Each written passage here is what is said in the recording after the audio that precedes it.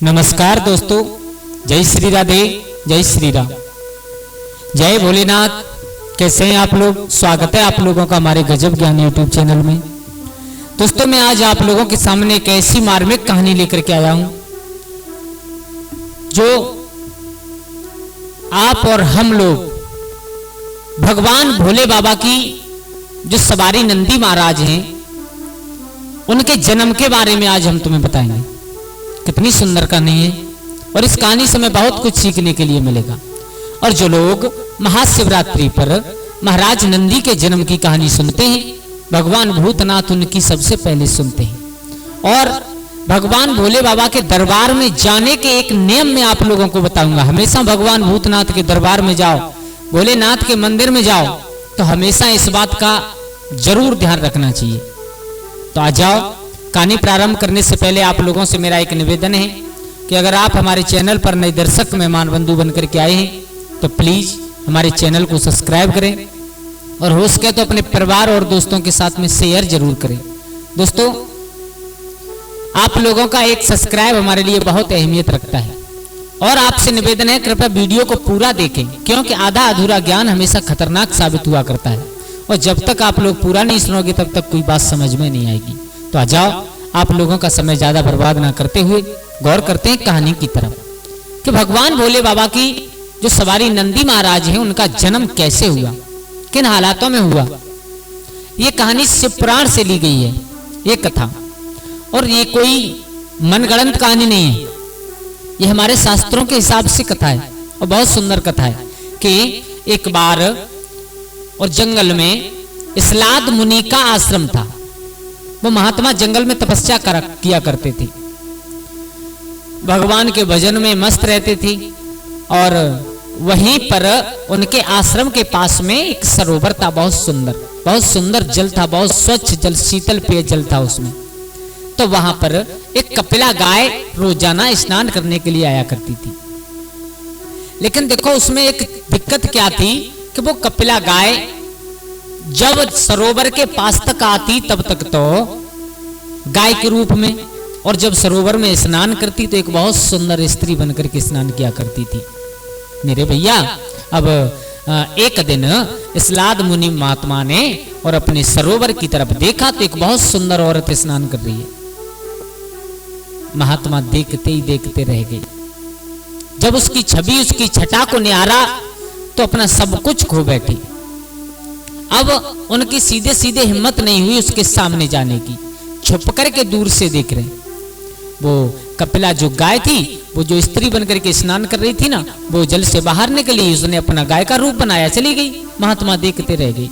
अब तो एक दिन नहीं, रोजाना उस गाय का रोजाना का काम था, स्नान करने के लिए आती और जल में स्त्री बनकर के स्नान करती। अब महात्मा का भी रोजाना का काम हो गया कि उसे छुप करके देखें लेकिन कहें कुछ नहीं। मेरे भैया, एक दिन और कपिला गाय जा रही थी तो महात्मा उसके पीछे लगे। उनका तो रोजाना का काम था, और जैसे ही सरोवर में कूदना चाहती है उससे पहले ही उसने पीछे के लिए एक बार नजर की तो देखा कि एक महात्मा चले आ रहे।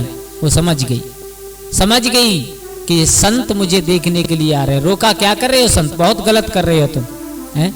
देखो मैं गाय हूं, ये बात सच है, और मैं सरोवर में स्नान करती हूँ स्त्री बन करके, बात ये भी बिल्कुल सच है, लेकिन ये तुम बहुत गलत कर रहे हो। महात्मा आगे पहुंचे, बोले अब तुम्हें मालूम पड़ गया है तो अब मेरी बात सुनिए। बोले कहो। तो उन महात्मा ने कहा है कि हमें तुम्हारा रूप, ये तुम्हारी छटा इतनी सुंदर लगती है कि ये लगता है देखते ही रहे।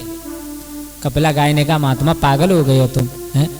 इतने दिन से तपस्या कर रहे हो, इतने दिन से भजन कर रहे हो, और तुम्हारे दिमाग से अभी केवल यही बात नहीं गई तो तुम्हारा भजन करने का मतलब क्या है? क्या मतलब है तुम्हारा? बार बार उस गाय ने समझाया। देखो अभी तक तो वो गाय के रूप में थी, बार बार समझा रही है, लेकिन महात्मा की समझ में कोई बात नहीं आ रही। उनके दिमाग में तो केवल यही कि मुझे तुम्हारा रूप बहुत अच्छा लगता है और मैं तुम्हें देखता ही रहूं, तुम्हें ही देखना चाहता हूं, बस और कुछ नहीं। मेरे भैया, अब जब बार बार महात्मा ने विनय की तो उस कपिला गाय ने कहा सुनिए, तुम्हारी इच्छा है तो हम तुम्हारी इच्छा जरूर पूरी करेंगे, हम तुमसे शादी भी कर लेंगे, लेकिन उसके लिए तुम्हें एक काम करना पड़ेगा। बोले क्या? बोले तुमने कितने दिन से तपस्या की है? बोले मैं तो थोड़ा समझदार हुआ था, मेरा जन्म हुआ था, उसके बाद थोड़ा समझदार हुआ, तभी से तपस्या कर रहा हूं।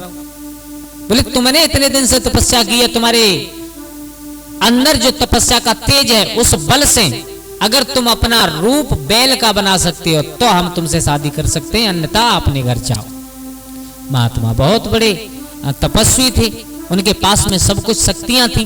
उन्होंने कहा बस छोटी सी बात। बोले मेरे भैया अब तो उन महात्मा ने और अपना रूप बैल का धारण कर लिया। दोनों की आपस में शादी की गई। सभी देवता लोग आए, सब देवताओं ने आकर के उनकी शादी कराई।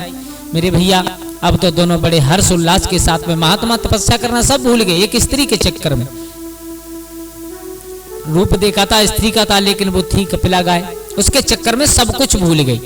अब कुछ समय बाद और उस गाय ने और जो महात्मा बैल बन गए थे, उन दोनों ने देवों के देव महादेव की तपस्या की और इतनी कठिन तपस्या की, इतनी कठिन तपस्या की कि एक दिन भगवान भोले बाबा स्वयं उनके सामने प्रकट हो गए। भगवान भोले बाबा ने कहा कहो हम तुम्हारी भक्ति से बहुत प्रसन्न हैं, कुछ मांगना चाहते हो? बोले हाँ। क्या मांगना चाहते हो? बोले हम कुछ नहीं मांगना चाहते, हम केवल इतना मांगना चाहते हैं कि हमारी इच्छा है एक पुत्र की। क्या? बोले हाँ पुत्र की इच्छा है। तो ठीक है तुम्हारे बेटा हो जाएगा, कोई दिक्कत नहीं है तुम्हारे, और उधर से जरूर पुत्र पैदा होगा। बोले बाबा जी ऐसा पुत्र नहीं। बोले कैसा? बोले पुत्र तुम्हारे अंश से अवतार होना चाहिए। मेरे भैया भगवान भूतनाथ ने और वचन दे दिया जाओ और मैं जरूर अपने अंश से तुम्हारे उधर से जरूर जन्म लूंगा। मेरे भैया भगवान भोले बाबा की वचन कभी मिथ्या हो नहीं सकता। उसी भोले बाबा के अंश से और उस कपिला गाय के उधर से और महात्मा जो बैल बन गए थे उनके अंश से और एक पुत्र पैदा हुआ, बछड़ा पैदा हुआ। लेकिन वो था कैसा? बहुत कमजोर, इतना कमजोर कि अपने आप उठ भी नहीं पाता है और बहुत कम अल्प आयु थी उसकी। अब तो वो महात्मा जो बैल बन गए थे वो और कपिला गाय दोनों घबरा गए। बोले भगवान ये क्या किया तुमने? बेटा दिया लेकिन बेटा किसी काम का नहीं, क्या मतलब का है ये?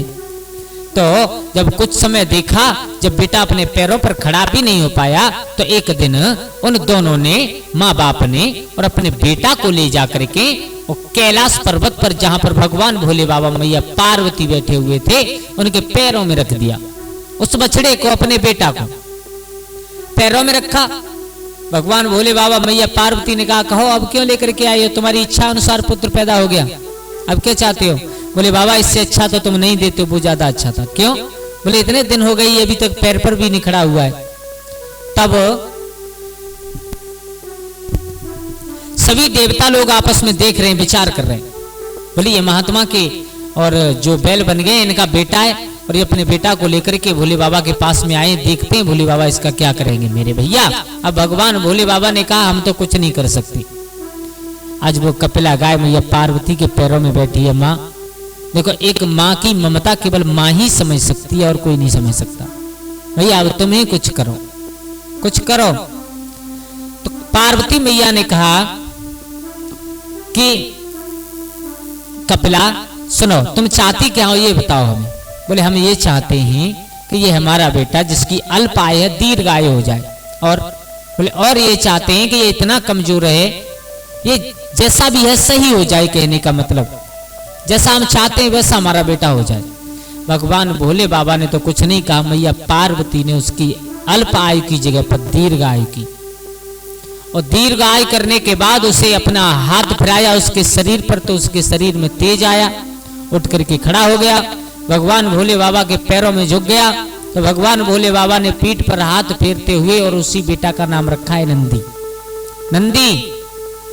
अब दोनों ने कहा हम तो तुम्हें नहीं ले जा सकते, क्योंकि भगवान भोले बाबा के वचन से तुम पैदा हुए और मैया के आशीर्वाद से तुम में और ये शक्ति आई है, तो अब हम अपने साथ नहीं ले जाएंगे, तुम यहीं रहो। भगवान भोले बाबा ने कहा ठीक है, कोई दिक्कत नहीं है, रह जाओ, कोई परेशानी नहीं है। जितने भी गढ़ थे उन सब गढ़ों को अपने पास बुलाया और अपने पास में बुला करके और सब गढ़ों के ऊपर महाराज नंदी को कर दिया भगवान भूतनाथ ने। और एक बात कही, आज से जितने भी मेरे गढ़ हैं सब इस नंदी की बात मानोगे और ये मेरा एक बेटे की भांत इसका पालन होगा और मैं अपने बेटे की बराबर इसको प्यार दूंगा। दोस्तों, आज भी आप लोगों ने देखा होगा कि जहां पर शिव मंदिर बनाए जाते हैं, हमेशा आपने देखा होगा शिव मंदिर में जाकर के बीच में भगवान भूतनाथ की और भगवान भोले बाबा की मूर्ति रखी होगी। एक तरफ कार्तिकेय महाराज होंगे, एक तरफ गणेश भगवान होंगे, एक तरफ मैया पार्वती होंगी और एक तरफ नंदी जरूर उसमें होंगे। तो देखो, हमारे शिव पुराण के अनुसार और शिव पुराण में ये प्रमाण मिला कि जब तक इंसान भगवान भोले बाबा के दरबार में जाता है, भगवान भोले बाबा के मंदिर में जाता है और जाकर के भगवान भोले बाबा से अपनी मन्नत मांगता है, जो कुछ भी हो, तो उसे एक बार नंदी के कान में जरूर कहना चाहिए, क्योंकि भगवान भोले बाबा के पास तक बात पहुंचाने के लिए केवल नंदी को ही रखा गया है। और जो लोग नंदी के कान में अपनी मन्नत, अपनी आराधना, अपनी प्रार्थना नंदी के कान में सुनाते हैं, भगवान भोले बाबा उसकी मन्नत बहुत जल्दी स्वीकार करते हैं। दोस्तों, ये कोई मनगढ़ंत कहानी नहीं है, शिव पुराण में इसका आख्यान मिला, इसलिए आप लोगों के सामने पेश किया है। और हम लोग कोशिश कर रहे हैं कि हमारे इस प्राचीन भारत की प्राचीन कहानियों को और जो आज का दौर चल रहा है इसमें आप लोगों के सामने पहुंचाने की। कैसी लगी आप लोगों को हमारी ये कहानी, ये कथा? अगर अच्छी लगी हो तो प्लीज हमारे गजब ज्ञान यूट्यूब चैनल को सब्सक्राइब करें और हो सके तो अपने बच्चों और परिवार वालों के साथ जरूर शेयर करें। आज के लिए इतना ही, कल फिर मिलते हैं किसी एक नई कहानी, एक नई चर्चा के साथ। तब तक के लिए सभी लोग आनंदित रहिए, खुश रहिए। जय श्री राधे, जय श्री राम, जय भोलेनाथ।